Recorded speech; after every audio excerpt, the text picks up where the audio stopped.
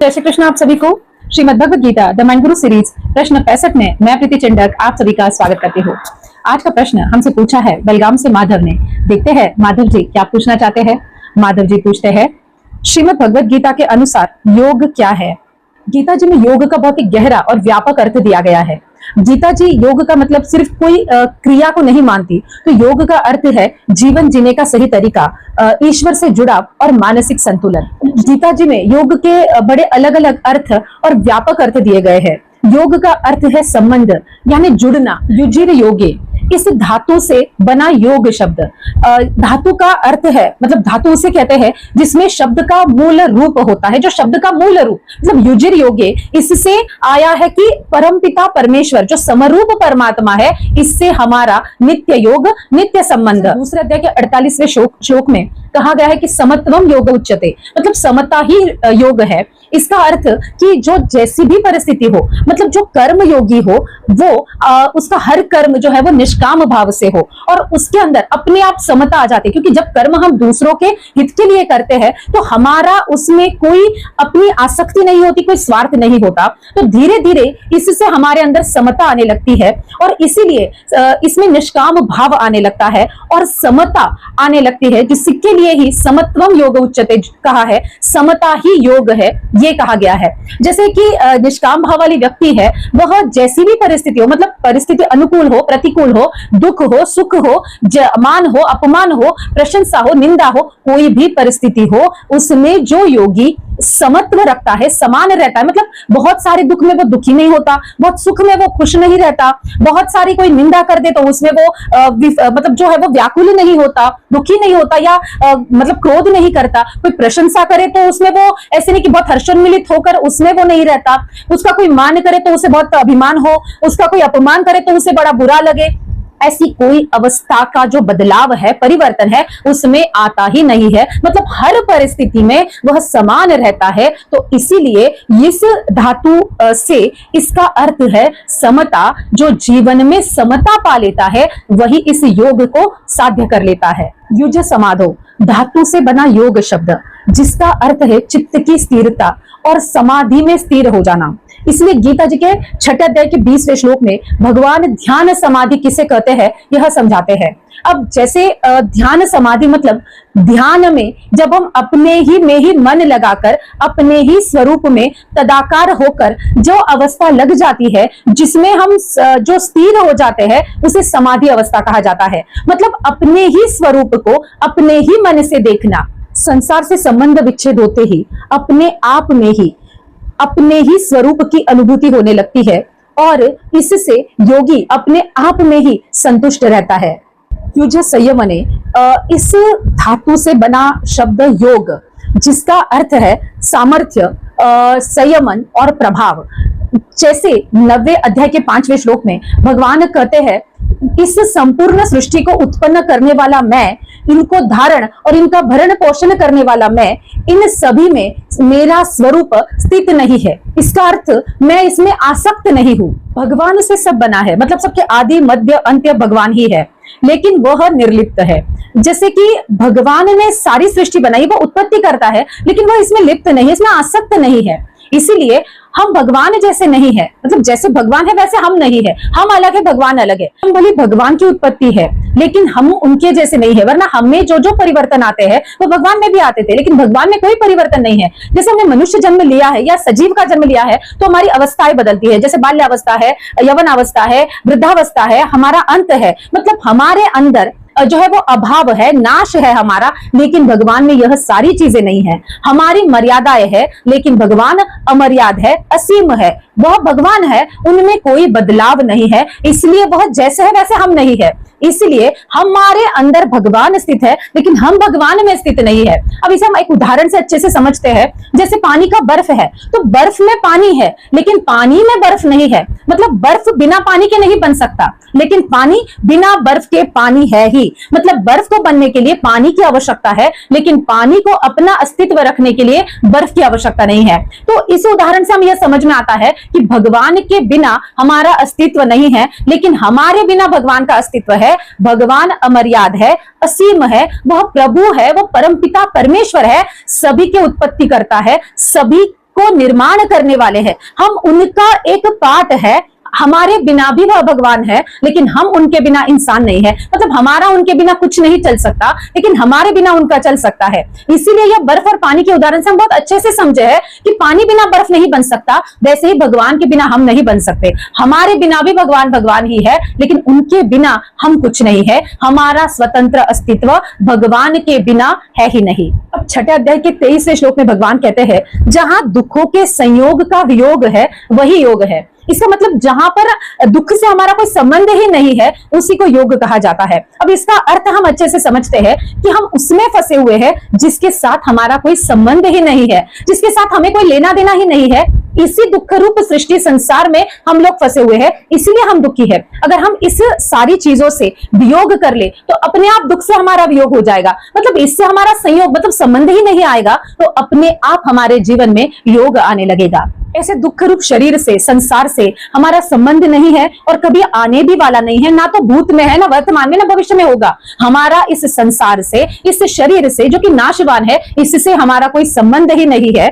इसीलिए भगवान कहते हैं, इस माने हुए संबंध से हम अगर वियोग कर ले तो स्वाभाविक योग की प्राप्ति हो जाएगी, और अर्थात स्वरूप के साथ हमारा नित्य योग जो है वह होगा, और यह अनुभूति भी हमें हो जाएगी। स्वरूप के साथ के नित्य योग को यहाँ पर योग मानना चाहिए। भगवान कहते हैं ध्यान योग की जो प्राप्ति है वो बिना उकताए करनी चाहिए। मतलब इसमें कभी व्याकुल नहीं हो जानी चाहिए कि कब मुझे कब मिलेगा, मेरा कब ध्यान योग पूर्ण होगा, मुझे कब ये सारी चीजें मिलेगी। इन सारी चीजों के बारे में सोचना ही नहीं है, बल्कि हमें यह निश्चय कर लेना है कि कुछ भी हो जाए मुझे इस योग की प्राप्ति करनी ही करनी है, जिससे हमारा संसार से संबंध खत्म हो जाएगा। हम संसार की चीजों में आसक्त नहीं होंगे। इसलिए भगवान कहते हैं कि निश्चय कर लेना चाहिए कि हमें योग की प्राप्ति करनी है। मतलब अपने आप ही हमारा संसार से विच्छेद होने लगता है, और जब भी हम संसार से संयोग करने लगते हैं तो यह हमें दुखी देता है, क्योंकि यह जो है वो, इसमें अगर हम सुख पाने भी जाए या कुछ भी पाए, यह कभी पूरा नहीं होता। मतलब इसके साथ जो हमारा संबंध है यह कभी पूर्ण नहीं होता, यह अधूरा ही रहता है, क्योंकि हम चाहे जितना इसमें फंसने की कोशिश करें, हमारा इससे कोई संबंध ही नहीं है। इसीलिए हमें इसमें कोई आनंद की पूर्ति, मतलब पूर्ण आनंद हमें मिलता नहीं है। इसीलिए हमें संसार के साथ संबंध विच्छेद करके हमें नित्य योग की प्राप्ति करने के लिए प्रयत्नशील होना है। निश्चय कर लेना चाहिए कि जो भी हो जाए मुझे योग की, नित्य योग की प्राप्ति करनी ही करनी है। अब नित्य योग यानी समता, इसको प्राप्त करने के यहाँ पर 3 योग बताए गए हैं, जैसे कर्म योग, ज्ञान योग और भक्ति योग। इनके बारे में गीता जी में कहा गया है। अब जैसे स्थूल, सूक्ष्म व कारण, इन 3 शरीरों के साथ अभिन्न संबंध है। अब जैसे हम देखते हैं, अब स्थूल मतलब क्या, जो हम देख सकते हैं, जो पंच महाभूतों से बना हुआ है। अब सूक्ष्म मतलब क्या, जो मानसिक है, ऊर्जावान है, मन बुद्धि अहंकार के साथ 5 इंद्रिया और 5 कर्मेंद्रिया और 5 प्राण से बना हुआ है। तो कारण मतलब क्या, जो स्थूल और सूक्ष्म शरीर का बीज है, मतलब जो वो उत्पत्ति करवाता है इन सब की, जन्म मरण के साथ आत्मा के साथ जो यात्रा करता है, मतलब जन्म मरण का जो चक्र है उसकी जो यात्रा है यह उसके साथ रहता है। इन तीनों शरीरों के साथ अभिन्न संबंध अथवा इन तीनों को दूसरों की सेवा में लगा देना, मतलब जो स्थूल है, सूक्ष्म है, कारण है, इन तीनों को दूसरों की सेवा में लगा देना, निस्वार्थ तरीके से लगा देना, तो कर्मयोग होता है। इन तीनों से असंग हुआ, मतलब इन तीनों से हमने संबंध ही नहीं रखा, तब हम अपने स्वरूप में जब स्थित होते हैं तब ज्ञान योग की प्राप्ति है। और अपने आप को, अपना सब कुछ प्रभु समर्पित कर देना, मतलब जो होगा वो करेंगे, ऐसी जो शरणागति है वह है भक्ति योग। निस्वार्थ भाव से संसार की सेवा करने की जो शक्ति है वह है बल, और उसे कर्मयोग कहा गया है। जानने की शक्ति है ज्ञान, जो स्वरूप को जानने के लिए है वह है ज्ञान योग। मानने की शक्ति है विश्वास, भगवान को तथा अपने को भगवान के समर्पित करना, यह है भक्ति योग। जिसमें करने की रुचि अधिक है वह कर्म योग का अधिकारी है। जिसमें स्वयं को जानने की जिज्ञासा है वह ज्ञान योग का अधिकारी है। और जिसमें भगवान के प्रति अढल श्रद्धा और विश्वास है, स्वयं को समर्पित करना है, वह भक्ति योग का अधिकारी है। उपरोक्त तीनों, मतलब ये जो तीनों योग हमने अभी देखे, ये तीनों भी परमात्मा प्राप्ति के स्वतंत्र साधन है। मतलब इन तीनों से अलग अलग तरीके से भगवान की ही प्राप्ति होगी, और बाकी जो योग है वह इन तीनों के अंतर्गत ही आ जाते हैं। इन सभी साधनों का खास काम है जड़ से संबंध विच्छेद करना और परमात्मा प्राप्ति के लिए प्रयत्नशील रहना। यह सभी का अलग अलग तरीके से यह एक ही काम है, और इसी को गीता में योग कहा गया है। और जब हम इसी से समरूप परमात्मा से एकाकार हो जाते हैं, उनकी प्राप्ति कर लेते हैं, उसी को नित्य योग कहा गया है। गीता जी में केवल भक्ति योग, ज्ञान योग, कर्म योग, इन तीनों का ही वर्णन है, ऐसे नहीं, मतलब इन तीनों के बारे में ही सिर्फ बताया गया है, ऐसे नहीं। तो इन तीनों के अलावा भी गीता जी में यज्ञ, दान, तप, हठ योग, ध्यान योग, लय योग आदि साधनों का भी वर्णन किया गया है। इसका खास कारण यह है कि मतलब गीता जी में इतने सारे योग का संयोग, मतलब इन सभी योग को कहने का पीछे का अर्थ यह है कि जो गीता जी में अर्जुन के जो प्रश्न है वह सिर्फ युद्ध के लिए नहीं है, मतलब युद्ध को कैसे जीतना है सिर्फ इसके बारे में नहीं है, तो सभी का कल्याण कैसे हो इस विषय में है, इसलिए इतने योग यहाँ पर कहे गए हैं। जैसे कि दूसरे अध्याय के 7वें श्लोक में हम देखते हैं, तीसरे अध्याय के दूसरे श्लोक में देखते हैं, 5वें अध्याय के पहले श्लोक में जब हम देखते हैं तो अर्जुन के सारे प्रश्न या कल्याण के लिए किए गए हैं, मतलब युद्ध के लिए नहीं है। तो वह अपने आप का संपूर्ण अपने द्वारा सभी दूसरों का भी कल्याण कैसे हो, वह ज्ञान, वह भक्ति, वह कर्म कैसे प्राप्त करे, उसका ज्ञान लेने के लिए, उसके बारे में जानने के लिए उन्होंने भगवान से यह प्रश्न किए थे। इसीलिए भगवान ने यह सारे योग बताए और इसके पीछे भगवान का उद्देश्य भी युद्ध कराना नहीं था, तो इसके द्वारा संपूर्ण सृष्टि का कल्याण करना था। मतलब श्रीमद् भगवत गीता कहने का भगवान का उद्देश्य वही था कि अर्जुन ने अपने कल्याण के लिए प्रश्न पूछे थे और भगवान को भी यह दूसरों के, अर्जुन के द्वारा दूसरों का कल्याण ही करना था। इसलिए भगवान ने श्रीमद् भगवत गीता जी का ज्ञान दिया है और इतने सारे योग गीता जी में बताए गए हैं। सामान्य जन को हमें यह शंका यहाँ पर आती है, तो जो प्राणायाम, व्यायाम है, क्या वो योग नहीं है? तो ऐसा नहीं है। गीता जी ने इन योग, तो यह जो कहा है, इन सभी को एक सामान्य मनुष्य को साध्य करना है, तो हमें यह सारी चीजें भी करनी है। इसलिए 6ठे अध्याय में भगवान ने ध्यान योग के बारे में बहुत अच्छे से कहा है, क्योंकि जब हम किसी भी बात को साध्य करने के लिए हमें इंद्रियों पर नियंत्रण रखना बड़ा आवश्यक है। इसके लिए हमें सांसों पर नियंत्रण रखना आवश्यक है। सांसें संचलित होनी चाहिए, इनके लिए आहार, विहार, विचार, इनका संयम और संचलन अच्छे से होना चाहिए। मतलब ये सारी जो बातें हैं यह एक दूसरे में गुथी हुई है, क्योंकि अगर हम सामान्यतः समझे तो हम अगर बहुत सारा भोजन कर ले जो कि हमारे मर्यादा के बाहर है, बहुत अच्छा लगा, हमने बहुत सारा खा लिया, तो इस तरह का जब हम भोजन करते हैं तो हमने तो ज्यादा भोजन कर लिया, तो हमारा शरीर जो है उसकी एक लिमिट है जो पचा नहीं सकता। तो यह जो अतिरिक्त भोजन है यह हमें जवाब देता है, तकलीफ देता है। तब हम ध्यान योग या सांसों पर नियंत्रण या इंद्रियों पर ये सारी चीजें नहीं कर सकते, तो हम यहाँ पर विपरीत ही जो है वो हमारी अवस्था हो जाती है। इसीलिए अगर हम उपयुक्त आहार विहार करें, जैसे कि गीता में बहुत अच्छे से समझाया है कि आहार किस तरह का होना चाहिए। अब जब आहार हम सुधार लेते हैं तो हमारे विचार सुधरने लगते हैं, हम हमारे इंद्रियों पर संयम लेते हैं, क्योंकि अगर हम सात्विक भोजन करें तो हमारे विचार सात्विक होते हैं, मतलब हमारा मन शांत होता है, क्योंकि हमारा पेट शांत होता है तो मन शांत होता है। जब मन शांत होता है तो विचार नियंत्रण में रहते हैं। तो ये सारी जो चीजें है वह एक दूसरे में गुथी हुई है। इसलिए भगवान यहाँ पर बहुत अच्छे से ध्यान योग का वर्णन करते हैं। गीता जी में भोजन के बारे में भी बहुत अच्छे से समझाया गया है। सात्विकी भोजन, राजसी भोजन, तामसी भोजन, यह सभी हमारे शरीर पर किस तरह से जो है वो प्रभाव करता है, यह बहुत अच्छे से समझाया है। इसीलिए हमारा आहार, हमारा व्यायाम, हमारा प्राणायाम, यह सारी चीजें एक दूसरे में गुथी हुई है, क्योंकि एक सामान्य मनुष्य को श्रेष्ठ योगी बनना बिल्कुल पॉसिबल है, बन सकता है, बस बहुत ही उच्च योग साध्य भी कर सकता है, लेकिन उससे पहले इन चीजों का ध्यान रखना बहुत ज्यादा जरूरी है। जैसे कि आहार पर नियंत्रण लाना है, सात्विक भोजन करना है, जिसे योग की प्राप्ति करनी है, उसे आहार पर नियंत्रण लाकर, मतलब जो हमारा जो आहार है वह संचलित होना चाहिए, वह नियंत्रित होना चाहिए। तो आहार जो है वो शास्त्र अनुरूप हो, मतलब सात्विकी भोजन हो, जिससे हमारा मन स्वच्छ रहे, मन संयमित रहे, क्योंकि शास्त्रों में ही कहा गया है, जैसा खावे अन्न वैसा होवे मन। मतलब जिस तरह का आहार हम खाते हैं, अगर हम लोग बहुत तीखा, चटपटा, तला हुआ खाते हैं तो हमारी वृत्ति भी वैसे होती है। क्योंकि अगर साधारणतः उदाहरण में समझो, जब हम बहुत तीखा भोजन करते हैं तो हमारी जीभ जलती है, हमारी आंख नाक से पानी आने लगता है, हम पूरे लाल पीले हो जाते हैं। तो जब हम ऐसा कुछ सब करें, हमारी इस अवस्था में अगर हमसे कुछ पूछे तो हमें उस पर क्रोध ही आ जाता है। मतलब हमारा भोजन बिगड़ा, हमारा मन बिगड़ा, हमारी अवस्था बिगड़ी और हमारे विचार बिगड़े और हमारा कर्म भी बिगड़ा। तो इस उदाहरण से बहुत अच्छे से समझते हैं। वही अगर हमने सात्विकी भोजन किया है, जो कि बहुत ही साधा भोजन है, जो कि पचने में हल्का है, जो पचने में हल्का है वह मन को भी स्थिर रखता है, क्योंकि जब हमारे शरीर में कहीं भी कुछ भी तकलीफ हो तो हमारा मन नियंत्रण में नहीं रहता, वो यहाँ वहां भटकता है, दुखी रहता है, तकलीफ में रहता है। तो यह सारी चीजें एक दूसरे में कनेक्टेड है। इसलिए यहाँ पर जो हमें शंका आती है कि फिर यह नहीं है क्या, तो आहार नियंत्रित होना चाहिए जिससे हमारे विचार, हमारा मन नियंत्रित हो, हमारा विहार।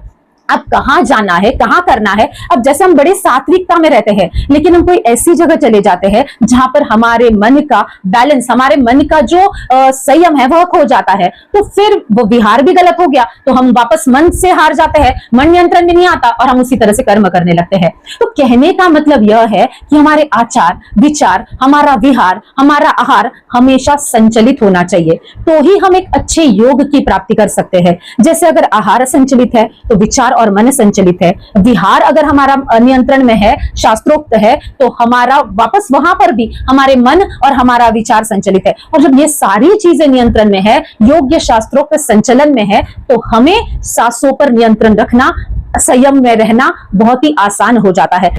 क्योंकि जैसे जैसे सांसों पर नियंत्रण आता है, हम हमारे विचारों पर नियंत्रण ला सकते हैं, क्योंकि मन जब भटकता है जब हमारी सांसें भटकती है। तो यह जो आहार विहार हम संचलन में रखते हैं, तो सांसें, विचार, मन, ये सारी चीजें संचलन में आ जाती है, नियंत्रण में आ जाती है। और जिस योग की प्राप्ति हमें करनी चाहिए, गीता जी जिसका मार्गदर्शन करती है, वह हम कर सकते हैं। इसीलिए अपने लिए में व्यायाम करना जरूरी है। अब जब भोजन पच जाए, व्यायाम हो जाए, तब हमें वापस जो हमारा हमने बॉडी टेम्परेचर बढ़ाया है, उसे हमने वापस नियंत्रण में लाने के लिए प्राणायाम करना जरूरी है। और इस प्राणायाम में हमें स्थिरता प्राप्त होती है, सांस और विचार दोनों में हम स्थिर होने लगते हैं। और जाहिर सी बात है, जब हम 2 मिनट का प्राणायाम करते हैं, फिर 5 मिनट, 10 मिनट, धीरे धीरे हम विचार, मन सब पर नियंत्रण मतलब कंट्रोल पाने लगते हैं और हम समाधि वाला ध्यान योग प्राप्त कर सकते हैं।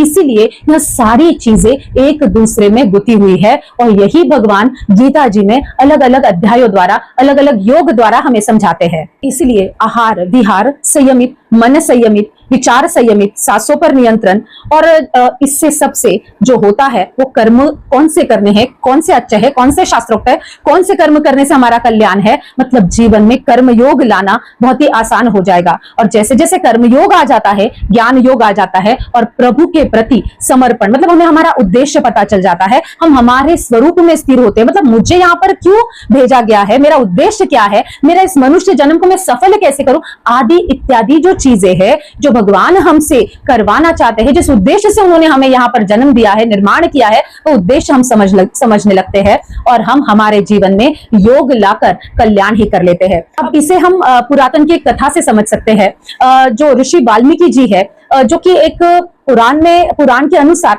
हम यहाँ से उदाहरण में समझेंगे कि रत्नाकर नाम के डाकू थे जो कि दुष्कर्म करने वाले थे, दूसरों को मारना काटना, यह सारे आदि जो है वो कुकर्म करने वाले थे। लेकिन जैसे ही उन्हें एक संत स्वामी जी की, नारद जी का उन्हें जब मार्गदर्शन हुआ और जब उनके जीवन की दिशा उन्हें मिली, तब उन्होंने क्या किया, आहार विहार पर जो है वो नियंत्रण लाया। अब हम देखते हैं कि वो ध्यान में बैठ गए, फिर उनके यहाँ पर पूरा वो मिट्टी का ढेला लग गया और फिर उन्हें जो है वो ज्ञान योग की प्राप्ति हो गई और फिर उन्होंने रामायण जैसा महाकाव्य लिखकर जो है वो अच्छा सा कर्म योग कर भक्ति योग पा लिया। लेकिन इन सभी के दौरान एक साधारण मनुष्य भी नहीं, कुकर्म करने वाला डाकू ऋषि यहाँ तक का इन्होंने सफर कैसे पाया, इस चीज को देखना हमें बड़ा जरूरी है। जैसे अभी जो हमने पूरा एक्सप्लेनेशन देखा कि आहार विहार विचार प्राणायाम व्यायाम ध्यान, ये सारी चीजें हमारे ऊपर किस तरह से असर करती है।